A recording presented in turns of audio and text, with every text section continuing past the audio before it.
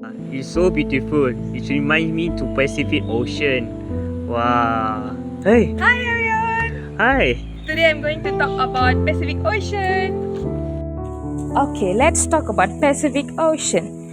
So the estimated weight of the Pacific Ocean is 7.1 times 10 to the power of 20 kilograms. So the number of earth weight will be 7.1 times 10 to the power of 20. We divide by 5.972 times 10 to the power of 24. So we will be getting 1.19 times 10 to the power of negative 4, which is the earth weight.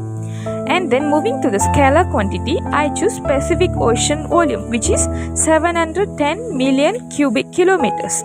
And for the vector quantity, I choose wave velocity, which can be the range 5 to 15 meters. So for 1 meter, which is 3.28084 feet. So I convert 10 meter per second into feet per square. I will be getting 32.8084.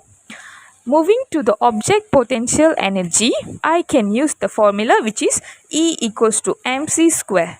So 7.1 times 10 to the power of 20 times 3 times 10 to the power of 8, we will be getting 6.37 times 10 to the power of 37 joule.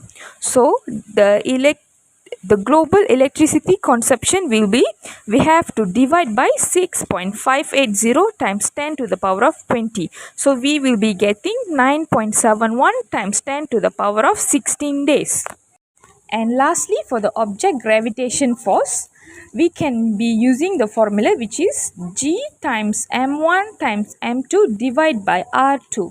So G will be 6.674 times 10 to the power of negative 11 times 7.1 times 10 to the power of 20 times 5.59 times 10 to the power of 9, and then we have to divide everything by 3.371 times 10 to the power of 6. So the end answer we will be getting 6.9 times 10 to the power of 6 Newton. That's all. Thank you.